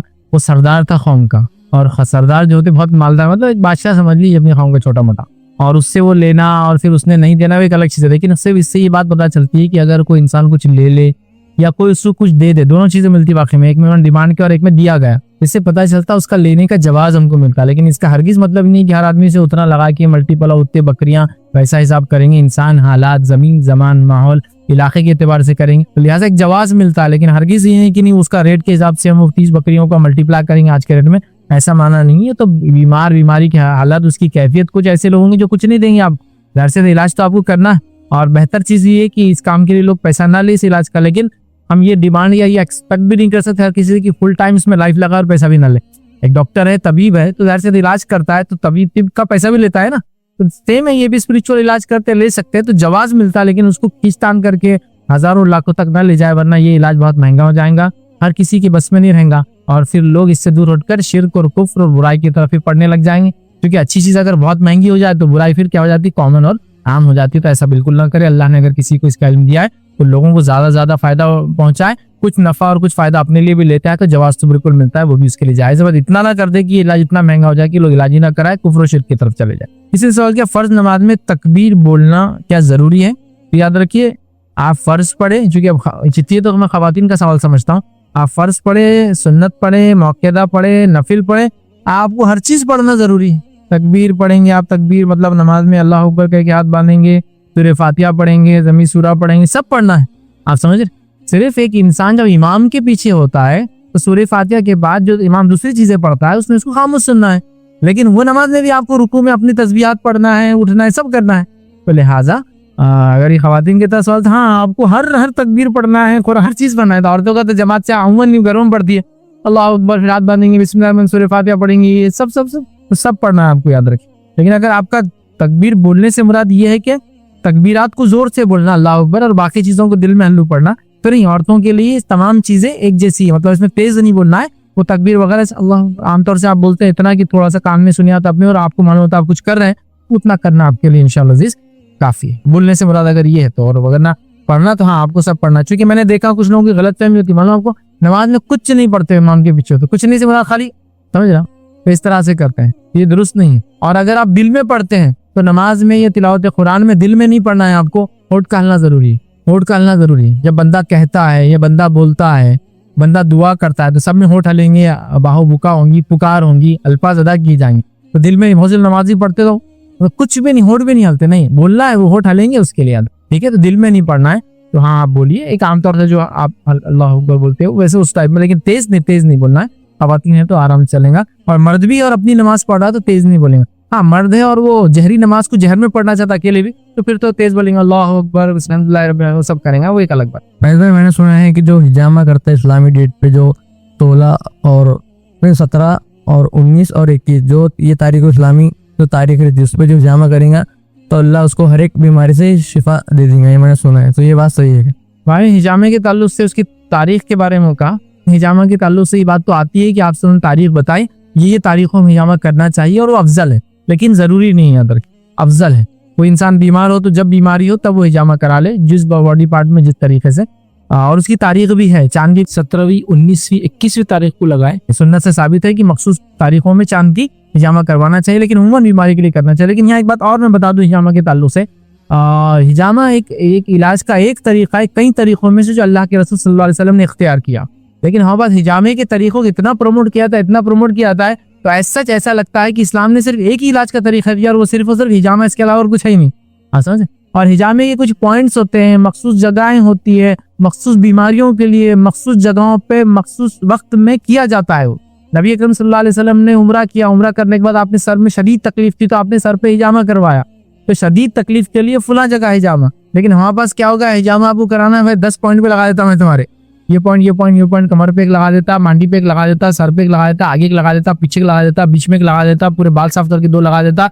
मतलब वो बस कुछ भी हिजामे के नाम पे बस आपको कट्स मारता है और बस वो लगाते जाता है और पर कब का फिर अपना चलते रहता। ठीक है, तो ठीक है, वो मसला नहीं है, अगर जरूरत है तो कितने भी लगा सकते हैं, लेकिन उसके मखसूस जिसको कहते हैं उसकी तरबियत याफ्ता लोग होते हैं, याद रखिए, जो हिजामा करते हैं। मैंने हिजामा के नाम पे लोगों को मातम जैसा कट्स लगाते हुए देखा, इतने बड़े बड़े लगा दिए कट्स कि खराब खून नहीं, अच्छा खून भी निकल रहा उसमें से। उसके अंदर इंसेशंस बहुत पतले पतले ब्लेड के जरिए, एक परफेक्टनेस होती है, आदमी वक्त के साथ जमीन जमाना हालात के हिसाब से हासिल कर लेता है उसके में।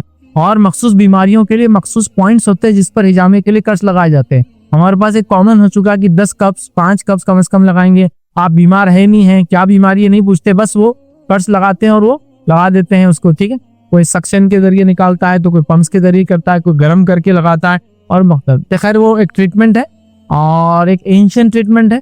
मैं ये भी बता दूं कि नबी अकरम सल्लल्लाहु अलैहि वसल्लम के पहले से इलाज अरबों में चला आ रहा था। ये ऐसा भी कोई इलाज नहीं जो सिर्फ आप सल्लल्लाहु अलैहि वसल्लम ने बताया। इसके फवायद अपनी जगह है, लेकिन ट्रीटमेंट एंशिएंट है। और अरबों से पहले चाइनीज इसको किया करते थे, और चाइनीज में बहुत कॉमन था हिजामा। उनके अंदर ड्राई और वेट दोनों हिजामा करते थे। वेट से मुराद खून जिसमें निकलता, और ड्राई में खाली वो कप को गर्म करके सक्शन जिससे खाली ऐसा वो पूरा खींच के ऐसा ददोड़े जैसा आ जाता है, लेकिन उसके भी फायदे होते हैं। तो बहुत कॉमन थेरेपी थी जो चाइनीज एंशिएंट चाइना में हजारों सालों से वो लोग इस्तेमाल करते थे। अरबों में भी ये चीज बहुत कॉमन थी नबी अकरम सल्लल्लाहु अलैहि वसल्लम पहले से।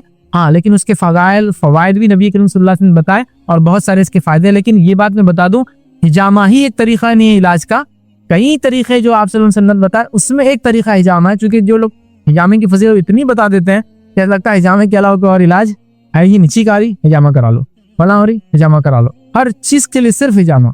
ठीक है, अगर वैसा बीमारी साइनस वगैरह कुछ है और सर के किसी हिस्से पर हिजामे से उसका बेनिफिट साबित है तो नो डाउट आप वो कर सकते हैं।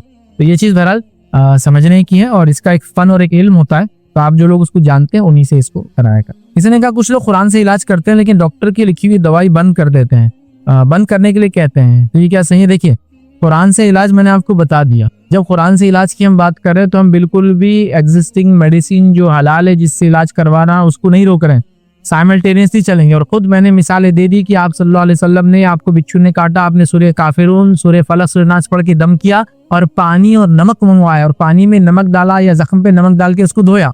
दुनियावी तदबीरें भी इख्तियार की गई और सूरे भी पढ़े गए। तो दुनियावी तदबीरें इख्तियार बिल्कुल की जा सकती है, इसमें कोई दो राय नहीं है। तो ये कहना कि अब कुरान से इलाज करे डॉक्टर का इलाज बंद कर दो, तो अब ये डिपेंड है बीमारी क्या है। अगर बीमारी 100% सिर्फ ऐसी है जो दिल की है या स्पिरिचुअल है तो ठीक है, फिर तो सही बात है, उसके लिए दवा की आपको जरूरत नहीं है। जादू वगैरह है तो उसका साइंटिफिक कुछ नहीं तो वो तो सही है। लेकिन ये कहना कि कुरान से इलाज है तो दवा बंद कर दो, ये हर केस में दुरुस्त नहीं होगा। कुछ केसेस में हाँ दुरुस्त भी हो सकता है, ये केस टू केस क्या बीमारी है और क्या इलाज किया जा रहा है उस पर डिपेंड है। तो मैं कहूँगा आप कंसल्ट करें, राकी से पूछे कि भाई क्यों बंद कराई जा रही है, क्या मुझे मसला है, क्या दुनियावी वाकई में कुछ इशू ही नहीं है और सिर्फ ये मसला है। तो हाँ, फिर अगर वो कहता हाँ दुनियावी को मसला ही नहीं है आपको, ये मसला सिर्फ जिन वगैरह का, तो बराबर फिर वैसा आप कर सकते। शेखा, मेरा एक सवाल है कि इस्लाम में बहुत सारे जानवर जो है हलाल है जो हदीसों के अंदर मिलते आते हैं, जिसमें घोड़ा भी है और कबूतर वगैरह मैं हदीसों के अंदर पढ़ा हूँ, और आज जो अपने माशरे में ये चीज़ों को हराम कहा जाता है। और दूसरा मेरा ये सवाल है कि बीमारी के लिए जो अपने पास घोड़ वाला बोलते हैं उसको बिच्छू या बिच्छू कुछ बोलते हैं, और केकड़ा, ये भी खाना कैसा है? मैंने कुछ जानवरों के ताल्लुक सवाल किया, उनका खाना कैसा है, वो हलाल है या नहीं है, या बहुत से लोग मना करते हैं। देखिए, सबसे पहली चीज़ के जानवरों के हलाल और हराम होने के अंदर कुछ चीज़ों में तो इख्तिलाफ है जो वाज़े नहीं है, लेकिन जो वाज़े है उसके अंदर तो कोई इख्तिलाफ नहीं है। जैसा मिसाल के तौर पर आपने घोड़े की मिसाल दी, तो घोड़े का खाना हलाल है, उसका दूध हलाल है, उसका गोश्त हलाल है, उसको उसकी कुर्बानी करके इंसान चाहे तो खा सकता है। लेकिन वो ईद की कुर्बानी वगैरह में नहीं चलता, चूंकि उसमें सिर्फ 4 जानवर चलते हैं जिनकी मुज़क्कर और मुअन्नस मिला के 8 हो जाते हैं, जिसको बहीमतुल अनाम कहा जाता है। तो घोड़ा है सच खाया जा सकता है। इसी तरह नबी अकरम सल्लल्लाहु अलैहि वसल्लम ने जो है जंगली गधे की इजाज़त दी और पालतू गधे को मना किया खाने से। समझ आप, जंगली गधा और पालतू गधा अलग होते हैं, ये फर्क तब कर सकते हैं जंगल के अंदर आप इलाकों में, तो आपको पता चलेंगे। तो वहाँ आपने पालतू गधे को मना किया, जंगली गधे को आपने कहा कि वो खाना हलाल है। इसी तरह आप सल्लल्लाहु अलैहि वसल्लम से लकड़ बग्घे के ताल्लुक सवाल हुआ, हाइना जिसको बोलते हैं, उसके ताल्लुक से सवाल हुआ कि क्या इसको खाया जाता है, जो अफ्रीकी इलाकों में खाया जाता था। तो नबी अकरम सल्लल्लाहु अलैहि वसल्लम ने कहा वो खाना हलाल है। वैसे हमारे पास भी होता है शायद, क्या बोलते हैं, लकड़ बग्घे बोलते हैं। तो जानवर होता है, उसमें काले और थोड़े ब्राउन ग्रे कलर के स्पॉट्स होते हैं, काला मुंह होता है और बहुत खतरनाक जानवरों में से एक माना जाता है। वो शेर वगैरह को पीछे छोड़ता नहीं है, ठीक है। वैसे वो स्कैवेंजर्स होते हैं, मतलब जो जानवर खा जाता है शेर वगैरह उसको खाते हैं वगैरह चीजें करते हैं। बहरहाल जानवरों के हलाल और हराम के मामले में याद रखिए जो मसलक सबसे ज्यादा इससे बात करता है और जो सबसे ज्यादा इसके अंदर छूट देता है वो मलिकी मसलक है। और यही वजह है कि पूरे अफ्रीकी इलाकों में मलिकी मसलक चलता है, क्योंकि बड़े जानवर पाए जाते हैं मुख्तलिफ जंगल के, और इस मसलक में काफी ढील है। काफी उलमा ने, इस मसलक के फुक़हा ने काफी इस पर बहसें की और काफी इस पर वो किया, तो ये मसलक मशहूर है। इसी तरह इमाम शाफी और दीगर उनके साथियों ने पानी के जानवरों के ताल्लुक से काफी लॉन्ग एट लेंथ डिस्कशन किया और बहुत सारी चीजों की हिल्लत में नरमी इख्तियार की। वही नतीजा कि सारे साहिली इलाकों में शाफी मसलक चलता है। आप समझ रहे बात? तो लिहाजा आप शाफी उलमा, ये जो मलिकी उलमा के फतावे ऐसे जानवरों के वगैरह चीजों के पढ़ सकते। कबूतर का आपने कहा बहरहाल ये तो हलाल है। उसके बाद घोड़पोड़ और केकड़ा, तो घोड़पोड़ भी खाया जा सकता है, उसको जो है गो बोलते शायद हमारे पास हमारे इलाकों में। लेकिन ये बात याद रखिए कि शरन वो खाया जा सकता है, कानूनन उसके खाने का क्या नतीजा हो सकता है वो आप वो देख लेना। तो पैसे देने वाले खाओ और अपने आप को आपने मुश्किल में डाल दिया। कानूनन वो एक एंडेंजर्ड स्पीशीज है और उसको आप खाएं। सांडा बोलते हैं उसको हमारे इलाके में, वो आप मार नहीं सकते, उसको याद रखिए, ठीक है। गो बोलते हैं यूपी वगैरह के इलाके में, काली एक चिपलक जैसी होती है यहाँ। तो बहरहाल वो खाया जा सकता है। अल्लाह के रसूल सल्लल्लाहु अलैहि वसल्लम और खालिद बिन वलीद रज़ी अल्लाह अन्हु को गो दिया गया खाने के लिए। नबी अकरम सल्लल्लाहु अलैहि वसल्लम ने नहीं खाया, लेकिन खालिद बिन वलीद रज़ी अल्लाह ने खाया और आपने उनको नहीं रोका। इससे पता चला कि आप सल्लल्लाहु अलैहि वसल्लम जाती तौर से उसको पसंद नहीं करते थे, लेकिन चूंकि वो हलाल था तो आपने खालिद बिन वलीद को खाने दिया, याद रखिए। तो वो बहरहाल वो भी जायज़ है। केकड़ा वगैरह जो आपने कहा वो भी जायज़ है, इसलिए कि समंदर के जितने जानवर हैं जिनका ताल्लुक समंदर से होता है तो तमाम हलाल है, चाहे वो स्क्विड्स हो और या फिर लॉबस्टर्स हो या फिर क्रैब हो या फिर और भी जानवर। हाँ, मेंढक जो है पानी का जो है वो मना है खाना, लेकिन इसके अलावा तमाम जानवर जो पानी से मुताल्लिक है, जिनका तस्वुर पानी के बगैर नहीं होता, तो वो जानवर हलाल है। मतलब पानी उनका असल है, उसके बगैर उनका तस्वुर नहीं है। तो अगर केकड़ा बगैर पानी के जो रेगिस्तानी केकड़ा है वो जायज़ नहीं होगा, लेकिन वो केकड़ा जो पानी में ही रहता है उसके बगैर तस्वुर नहीं है तो वो जायज़ है। लेकिन यहाँ पर बड़ा मसला है कि वो बोलते हनफी मसलक में हराम है केकड़ा, और बहुत सारे बहरहाल जानवर इस तरह से, इवन घोड़े के ताल्लुक से भी वो कहते नहीं है। लेकिन सुन्नत से बिल्कुल हमें साबित मिलता है कि घोड़े ज़ुबाह किए गए, घोड़े खाए गए और इस्तेमाल किए गए, उनका दूध इस्तेमाल किया जाता था और कभी भी आप सल्लल्लाहु अलैहि वसल्लम उसके ताल्लुक से रोका नहीं किसी को, ना सहाबा में से किसी ने रोका। हाँ, चूंकि वो कीमती होते थे और महंगे होते थे इसलिए उमूमन उनकी कुर्बानियाँ दी नहीं जाती थी, क्योंकि बहुत कॉस्टली होते थे ज़्यादा। तो बहरहाल ये, लेकिन वो हलाल है, याद रखिए। तफसीलात देखना है तो और भी आप किताबें बहरहाल जानवरों के ताल्लुक से, परिंदों के ताल्लुक से हलाल हराम बहरहाल पढ़ सकते। किसी ने एक सवाल किया, घर में लड़कियों को तहज्जुद के वक्त कुरान नहीं पढ़ने देते हैं, कहते हैं कि जिन हावी हो जाता है, क्या ये सही है? तो ऐसी कोई बात तो मेरे जहन में नहीं, बल्कि मैं समझता हूँ कुरान ने तो ये कहा कि जो कुरान नहीं पढ़ता, अल्लाह के दीन से एराज करता है, तो अल्लाह उस पर एक शैतान छोड़ देता है और वो उसके साथ हमेशा रहता है, वो उसको चिपक के रह जाता है, समझा? तो शैतान तो उन लोगों के ऊपर हावी हो जाता है जो कुरान से दूर है। अब तहज्जुद तो सबसे अफजल नफिल इबादत है, सबसे अफजल नफिल इबादत को करना और उसके बाद कुरान की तिलावत सबसे बेहतरीन वक्त में करना, जिस वक्त अल्लाह रब्बुल इज्जत पहले आसमान पे होता है, हदीस के अंदर आता है, और आवाज लगाई जाती, कोई है दुआ मांगने वाला मैं कबूल करने बैठा, कोई है माफी मांगने वाला मैं माफ करने बैठा हूँ। इस वक्त तिलावत कुरान होना और शहर के अंदर इस्तिग़फ़ार की कसरत करना, शहर में इस्तिग़फ़ार करने वालों की फजाइल अल्लाह रब्बुल इज्जत अपनी किताब में 2 से 3 जगह आया कि वो मोमिनों की सिफत ही नेक बंदों की क्या शहर में इस्तिग़फ़ार करते हैं। तो बहरहाल वहाँ उस वक्त नमाज कोई पढ़े और कुरान पढ़े तो मैं समझ जिन कैसे हावी होंगे, हावी जिन निकल जाएंगे, मैं तो ये समझूंगा। लेकिन बहरहाल हमारे पास ये बहुत बड़ी कन्फ्यूजन है, लड़की ने नहीं तो कुरान नहीं पढ़ना क्योंकि खूबसूरत हो जाती तो जिन पढ़ जाता। कुरान उमूमन लड़कियों ने अकेले नहीं पढ़ना वरना जिन हावी हो जाता, ठीक है। इसी तरह कुरान को लड़कियों ने रात में नहीं पढ़ना, लड़कियों ने तहज्जुद नहीं पढ़ना चाहिए, तहज्जुद पढ़ने से वो बहुत नेक हो जाती, फिर उसको रिश्ते नहीं मिलते बराबर उसके मुकाबले में, तो वो नहीं पढ़ना। बड़े ये सब चीज़ें पता नहीं लोगों ने कहाँ से ला ली, इसकी कोई हकीकत नहीं है, बल्कि इस वक्त तो कुरान पढ़ना बड़ा अच्छा वक्त है और तहज्जुद का पढ़ना तो सबसे अफजल नफिल इबादत। इसने कहा क्या कुरान पढ़ने का कोई खास वक्त है जिससे नफ्सियाती बीमारियों का इलाज होता है? तो कुरान पढ़ने का नफ्सियाती बीमारियों के इलाज के लिए कोई खास वक्त नहीं है। हाँ, कुरान पढ़ने का अफजल वक्त मैं कह सकता हूँ फजर का, इसलिए कि फजर के वक्त का कुरान पढ़ना फरिश्ते हाजिर होते हैं। कुरान में खुद कुरान में अल्लाह ने कहा कि इस वक्त कुरान पढ़ने में फरिश्ते हाजिर होते हैं, तो फजर के बाद का कुरान पढ़ना अफजल है।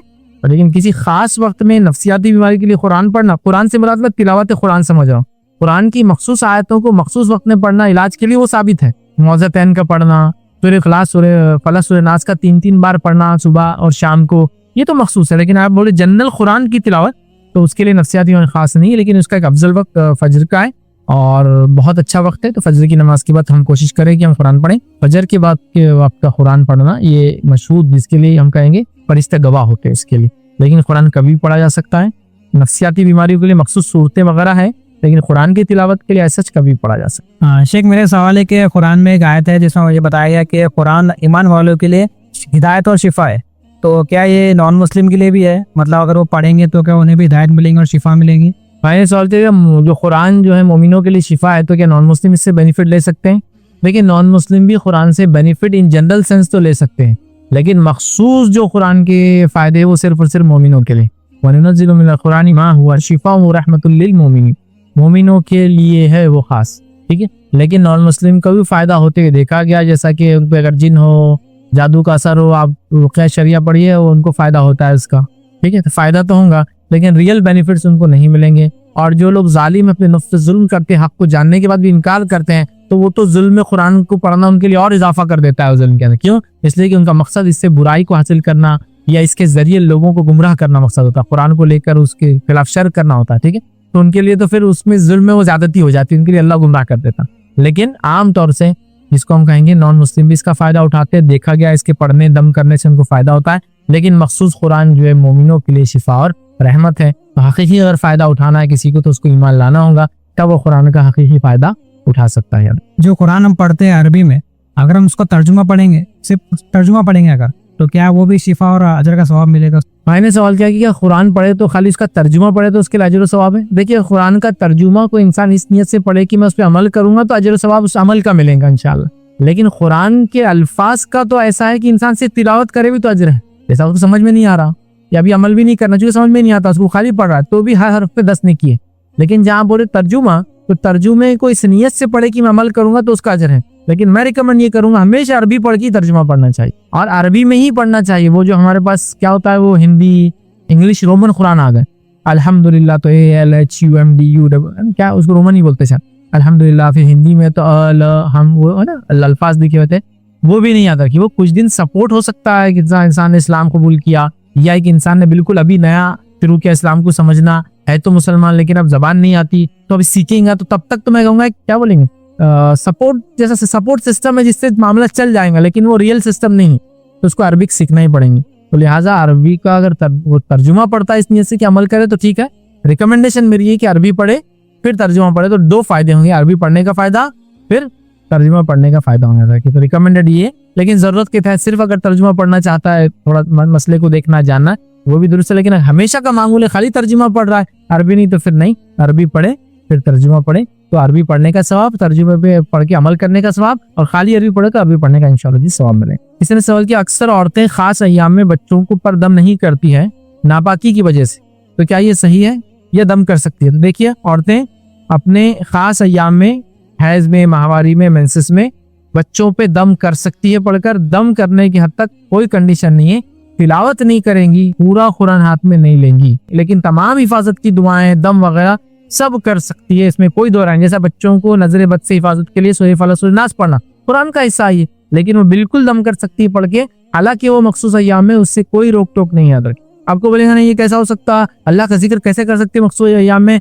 ये तो बिल्कुल दुरुस्त नहीं, हिफाजती दुआएं कैसे पढ़ सकते? आई माई आयशा का वाक़या सुनी। माई आयशा हाँ हज में थी नबी अकरम सल्लल्लाहु अलैहि वसल्लम के साथ, और माई आयशा बैठी थी और आप रो रही थी एक मुकाम पर। अल्लाह के रसूल सल्लल्लाहु अलैहि वसल्लम पहुंचे और कहा आयशा क्या बात है, क्यों रो रही हो? तो कहा अल्लाह के रसूल सल्लल्लाहु अलैहि वसल्लम हमको आपके साथ हज करने का मौका मिला और मुझे हैज आ गया। तो कहा तुम तवाफ छोड़कर बाकी सारे अमल करो। हज में क्या क्या नहीं होता बताओ। हाँ, अरफे के अंदर कितनी दुआएं करता है इंसान। अरफा बोले तो वो उसकी एक ही इबादत है, सिर्फ दुआ, उसमें कोई नमाज नहीं, कुछ भी नहीं, उसकी इबादत दुआ, और सबसे अफजल दुआ रब्बना आतिना फिद दुनिया हसनतुम व फिल आखिरति हसनतुम व क़िना अज़ाबन्नार, जो कुरान की आयत है ना।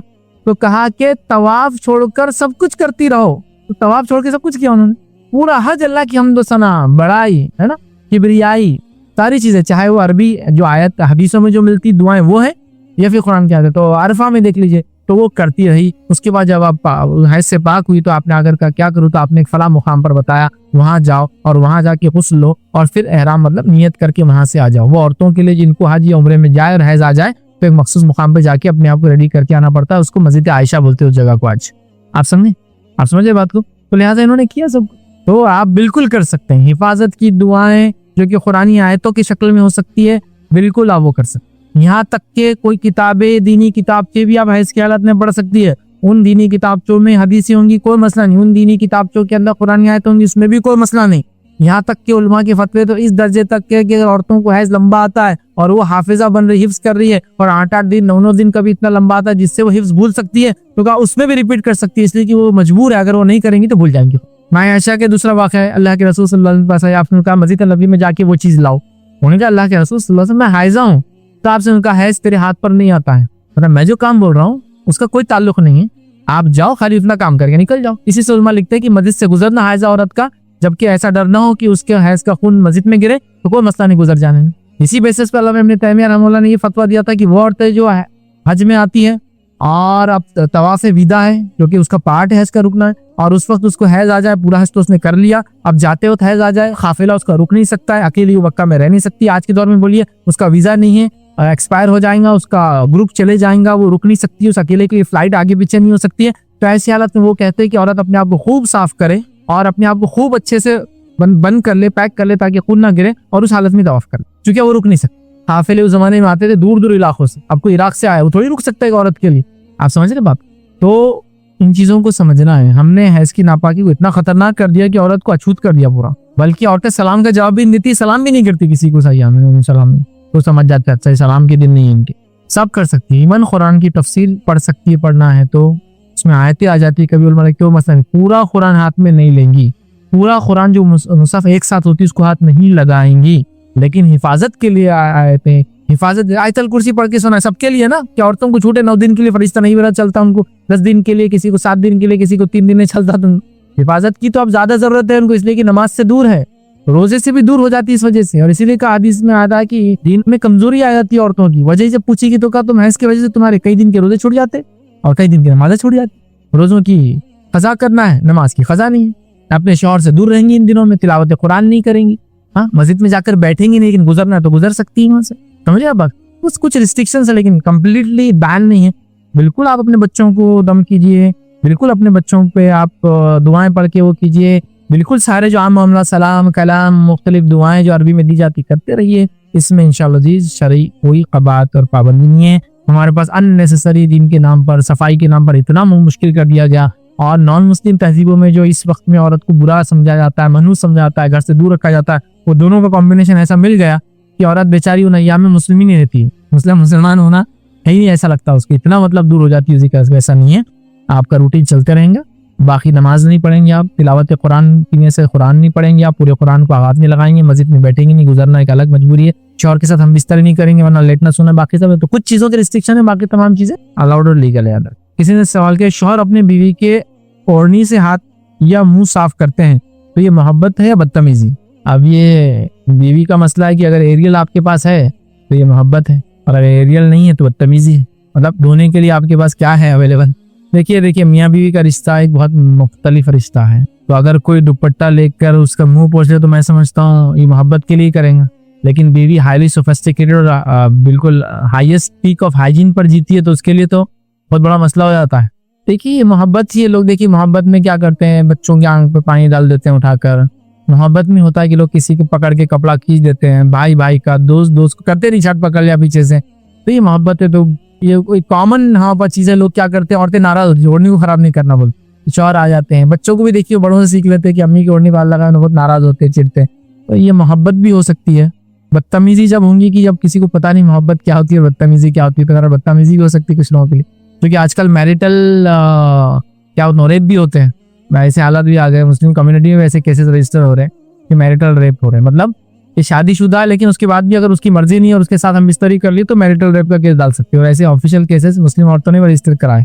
तो एक केस आया था हमारे पास, तो हमारे वकीलों का एक ग्रुप था, बैठे थे जजेस। क्या होता है जब ऐसे केसेस आते हैं तो जजेस मीटिंग बुलाते हैं, वकील वगैरह आते हैं और वो डिस्कशन करते हैं कि यार ऐसे इशू आ रहे कैसा करेंगे। तो हम लोग बैठे थे सब, तो बोले एक मैरिटल इशू आ गया, तुम्हारा मैरिटल रेप का इशू आया आपके पास का मुस्लिम कम्युनिटी का, कैसे डील करेंगे।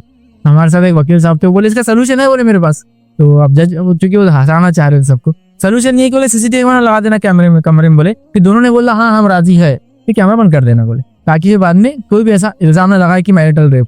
जज भी हंस रहा, पूरी पब्लिक हंस रही, और जज जी बोलने लगा रियली इसको डिफाइन नहीं किया जा सकता, इसकी बाउंड्री खींचना मुमकिन नहीं है, मैरिटल रेप की बाउंड्री नहीं खींच सकते आप, बहुत टफ, समझ रहे। तो सब लोग हंसने लगे कि हाँ सही है, इसके लिए तो कोई ऐसा नहीं कर सकते ना, हाँ हम राजी है, आज दिन ये वक्त ये, चलो साइन, अब मैरिटल रेप का केस नहीं होना मेरे पर, नहीं हो सकता, ठीक है।